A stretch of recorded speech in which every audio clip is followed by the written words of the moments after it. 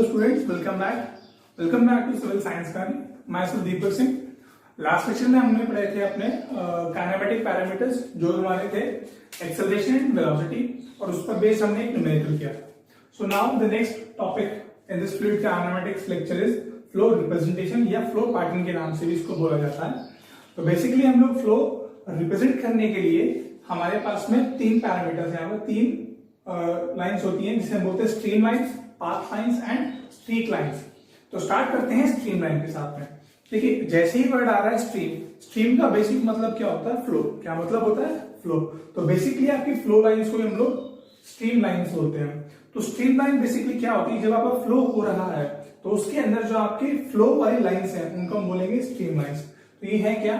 These lines are plotted by joining the different points in the flow। कि आपके जो flow हो रहा है उसके अंदर अगर हम अलग अलग पॉइंट्स को ज्वाइन कर दें इस प्रकार से कि जो आपके उन पॉइंट्स का टेंजेंट है, अगर हम उन पॉइंट पर टेंजेंट लेना तो हमें उन पॉइंट पर दिया गया टेंजेंट उस पर्टिकुलर पॉइंट पर वेलोसिटी वेक्टर देता है of the fluid particles at that point.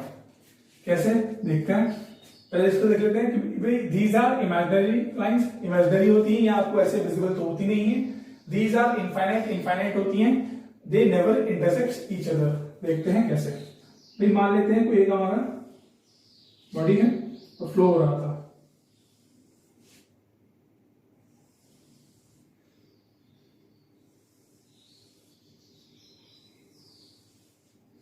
तो देखिए ये जो आपको लाइन दिखाई दे रही है ना, यहां पर अगर आप किसी भी पॉइंट पर इन फ्लूइड पार्टिकल पर टेंजेंट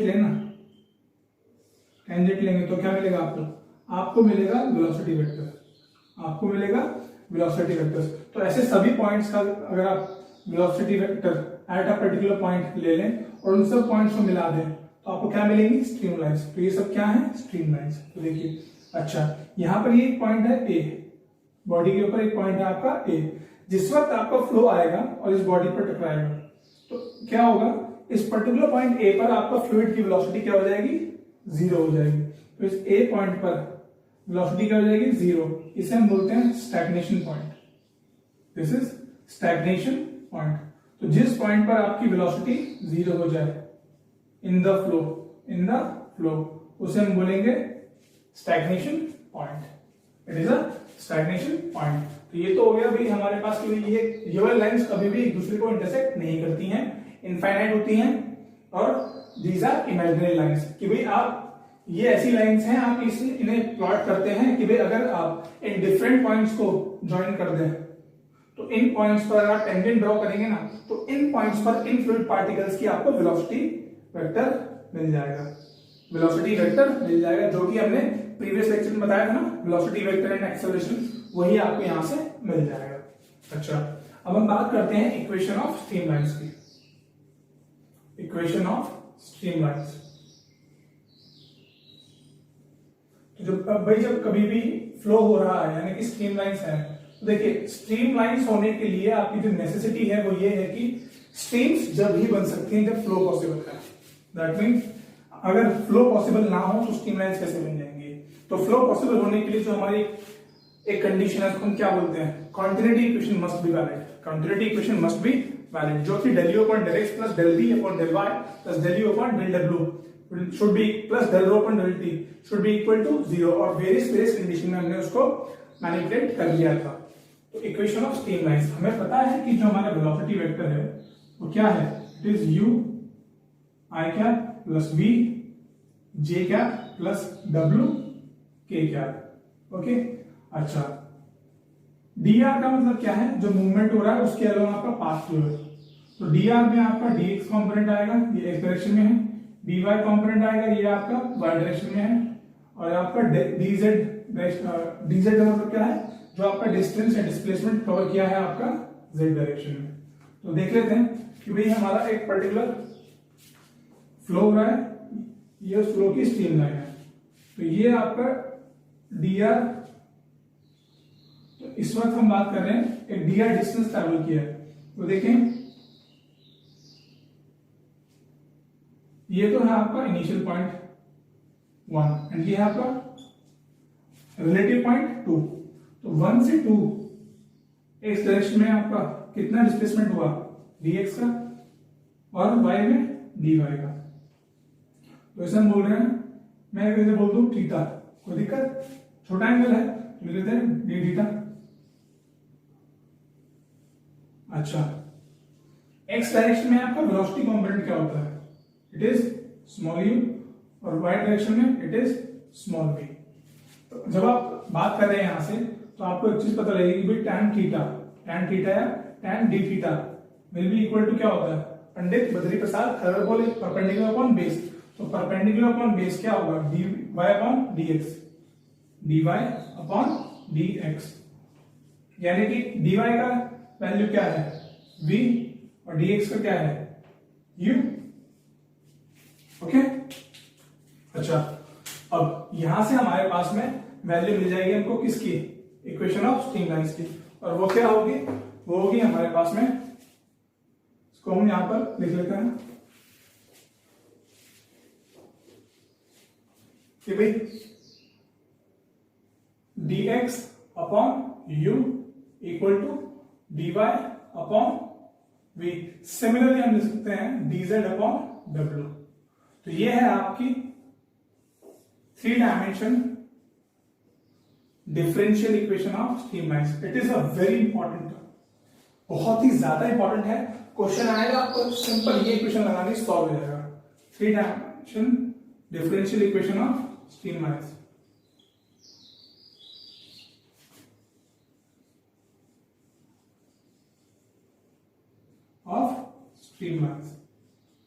बहुत ही इजी क्वेश्चन है, कुछ ना हार्ड टफ कुछ नहीं होता, ठीक है।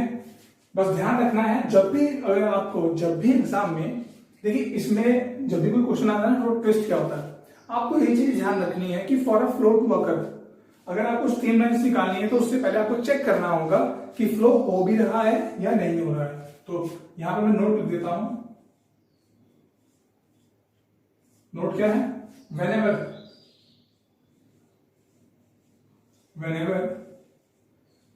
you are required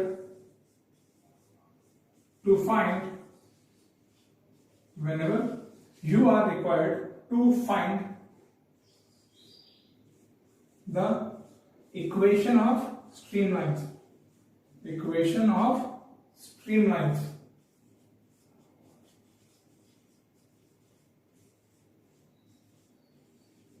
always check the validity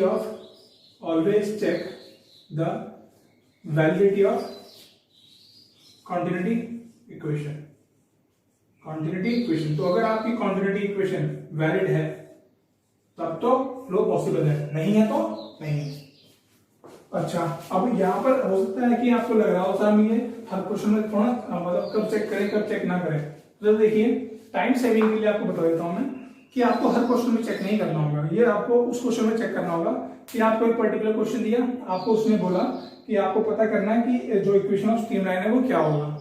तो अगर ऑप्शन समझिए, ऑब्जेक्टिव एग्जाम का एडवांटेज क्या मिल जाएगा आपको कि आपके पास 4 ऑप्शन होंगे, अगर उस 4 ऑप्शन में से कोई एक ऑप्शन आपको दिख जाए, नन ऑफ द अबव, या फ्लो नॉट पॉसिबल, या डेटा इज नॉट सफिशिएंट, तो दैट मींस उनमें से अगर एक भी ऑप्शन आपको ऐसा कुछ मिल गया, दैट मींस आपको चेक करना है। तो सिंपल आपको चेक कर लेना है, del u upon del x plus del v upon del y plus del w upon del z should be equal to 0।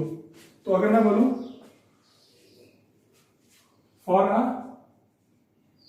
2 dimensional steady flow, क्योंकि आपके कोर्स में यही है, for a 2 dimensional steady flow, तो del u upon del x plus del v upon del y should be equal to 0। अगर ये 0 है तो फ्लो पॉसिबल है, नहीं है तो नहीं पॉसिबल है। तो अगर फ्लो पॉसिबल होगा तभी स्ट्रीमलाइंस होंगी, फ्लो पॉसिबल नहीं है वो तो स्ट्रीमलाइंस नहीं होंगी। ओके, तो एक क्वेश्चन कर लेते हैं इसका जो आपके पीएससी एग्जाम में आया। और क्वेश्चन क्या है कि भाई आपका एक वेलोसिटी वेक्टर है, और वेलोसिटी वेक्टर क्या गिवन है आपको कि भाई velocity vector is 3x i cap minus, ये आपका वेलोसिटी वेक्टर है। ईएसी क्वेश्चन में बात कर रहे हैं, ईएसी में आया हुआ क्वेश्चन है। तो velocity vector is 3x i cap minus 3y j cap. अच्छा, क्या निकालना है? इन्होंने बोला है determine the equation of streamline passing through 1 1, passing through 1 1। तो आपको पता करना है स्ट्रीमलाइन इक्वेशन, स्ट्रीमलाइन इक्वेशन। अच्छा, आपको साफ साफ दिख रहा है कि भाई ये वाला जो वेलोसिटी वेक्टर है 2D के लिए गिवन है आपको, तो क्या करें? आपको मालूम है कि भाई इस क्वेश्चन में अगर बात करें u का वैल्यू कितना है 3x, v कितना है माइनस 3y। तो हम बात करें इक्वेशन ऑफ स्ट्रीमलाइन के लिए, इक्वेशन ऑफ स्ट्रीमलाइन के लिए, इक्वेशन ऑफ स्ट्रीमलाइन। तो dx upon u equal to dy upon v। तो भाई वैल्यू पुट कर दें, तो dx upon 3x equal to dy upon minus 3y। तो 3 से 3 कैंसिल आउट हो जाएगा, तो dx अपॉन x।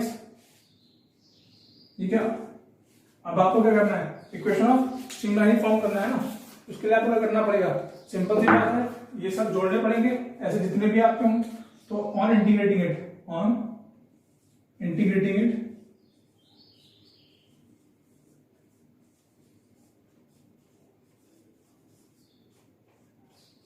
तो 1 अपॉन एक्स का इंटीग्रेशन क्या होता है?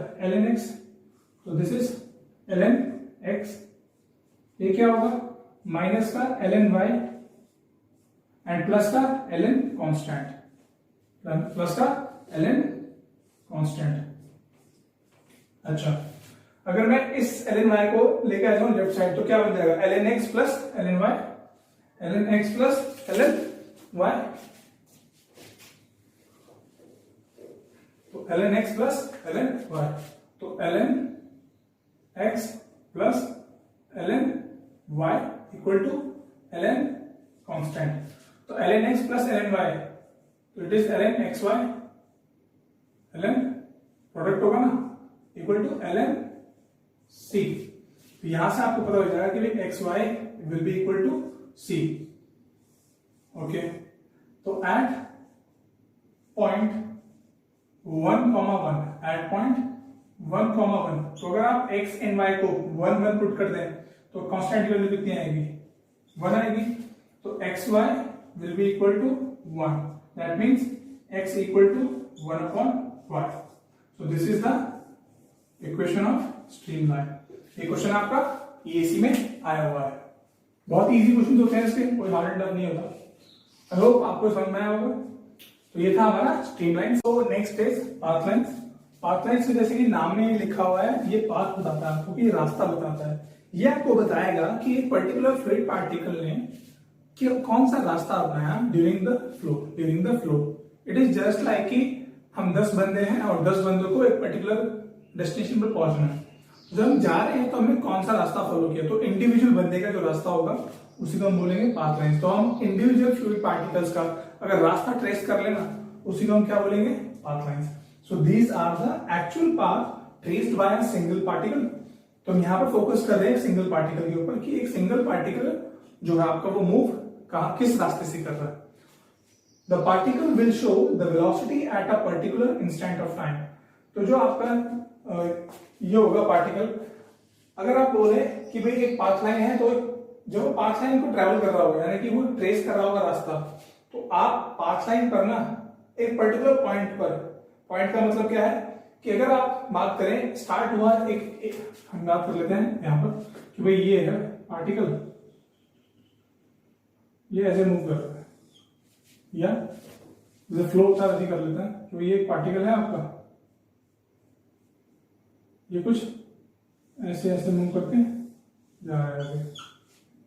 तो ये अलग अलग इंस्टेंट्स पर देखिए, ये जो मैंने आपको इस फ्लो के अराउंड दिखाया हमें बेंड्स, ये क्या है? ये इंस्टेंट ऑफ टाइम पर आपको लोकेशन ऑफ पार्टिकल मिल जाएगी। अगर लोकेशन मिल गया तो आपको क्या मिल जाएगा?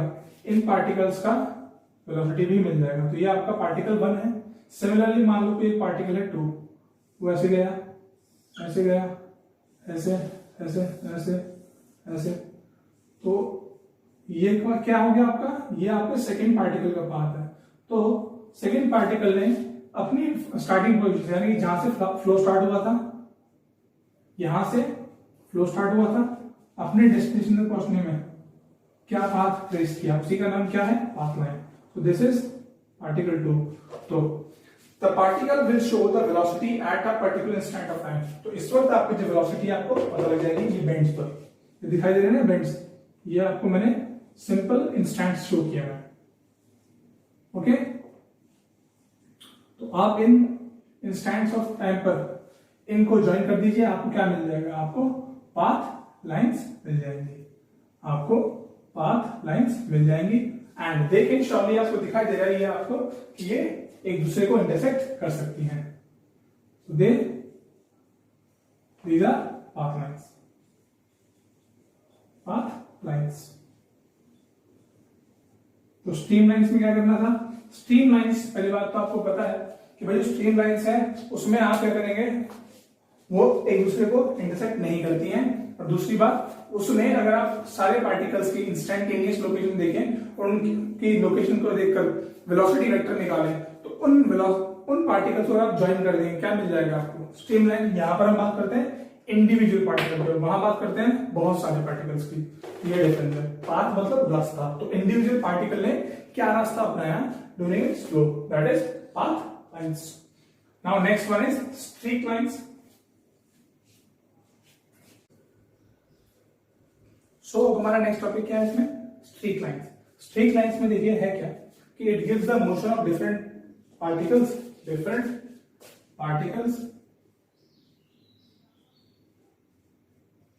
Passing through a common point. अच्छा, क्योंकि it is the locus of, जो भी देखिए लिखा गया है, it is the locus of different particles passing through same point at a particular instant of time. ये तो हो गया डेफिनेशन। इसका मीनिंग क्या है, देखिए इसका मीनिंग ये है कि भाई आपका फ्लो हो रहा है, फ्लो हुआ, तो ये आपका फ्लो हो रहा है यहां से, तो इस आपकी जो फ्लो डायरेक्शन है वो लेफ्ट से राइट की तरफ। तो एक पर्टिकुलर टाइम इंस्टेंट, मैं बोलूँ आपको एक पर्टिकुलर टाइम इंस्टेंट पर कि भाई टी इक्वल टू एक पार्टिकल यहां पर है, एक कहीं यहां पर है, एक यहां पर है। तो एक पर्टिकुलर टाइम इंस्टेंट पर जो आपके पार्टिकल्स हैं उनकी इंस्टेंटेनियस लोकेशन क्या है, अगर मैं इन सबको ज्वाइन कर दूं तो आपको क्या मिलेगी, स्ट्रीक लाइंस। क्या मिल जाएगी, स्ट्रीक लाइंस। ये आपका पार्टिकल 3 है, ये 2 है, ये 1 है, ऐसे बहुत सारे पार्टिकल्स होंगे। तो इंस्टेंटेनियस लोकेशन को अगर मैं ज्वाइन कर दूं जो कि एक पर्टिकुलर पॉइंट से पास हो रहे हैं, तो इस पॉइंट से पास है, यानी कि 1, 2 एंड 3 तीनों ही इस पॉइंट के थ्रू पास हुए, और उनकी एक पर्टिकुलर इंस्टेंट पर जो लोकेशन है उन सबको अगर मैं ट्रेस करके ज्वाइन कर दूं तो जो लाइन मुझे मिलेगी उसे मैं बोलूंगा स्ट्रीक लाइन। क्या बोलेंगे, स्ट्रीक लाइन। तो स्ट्रीक लाइंस में हमें ये ध्यान रखना है कि जो पॉइंट्स एक कॉमन पॉइंट के थ्रू पास हो जाएं और उन पॉइंट का इंस्टेंटेनियस लोकेशन हमें पता है, तो उन इंस्टेंटेनियस लोकेशंस को अगर हम एक लाइन की हेल्प से ज्वाइन कर दें इस पर्टिकुलर इंस्टेंट ऑफ टाइम पर, तो हमें मिल जाएगा लोकस। क्या मिलेगा, लोकस। उस लोकस का नाम क्या है, स्ट्रीक लाइंस। तो आज हमने क्या कर लिया, हमने पढ़ लिया स्ट्रीम लाइंस, जो पढ़ लिया हमने path lines and streak lines. तो ये थे हमारे फ्लो रिप्रेजेंटेशंस। नेक्स्ट लेक्चर की बात करेंगे। नेक्स्ट लेक्चर में हम लोग पढ़ने वाले हैं रोटेशनल पैरामीटर्स। आई होप आपको ये समझ में आया होगा। कमेंट कीजिए, लाइक कीजिए, अच्छा लगता है तो शेयर भी कीजिए, चैनल को सब्सक्राइब जरूर कीजिए। इसके बाद हम धीमे धीमे क्वेश्चन को भी बढ़ाते जा रहे हैं। क्वेश्चन में जो आपको कराता हूं वो बेसिकली वही क्वेश्चन जो आपके एग्जाम में आए हुए हैं, तो अंडरस्टैंडिंग उससे और बेटर हो जाता है। धीमे धीमे हम लोग जैसे जैसे आगे बढ़ते जाएंगे with the completion of subject हम क्वेश्चंस का एक डिटेल्ड लेक्चर भी बनाते चलेंगे। तो आज के लिए इतना ही। Till next lecture, stay happy, stay safe, keep smiling. Okay, bye.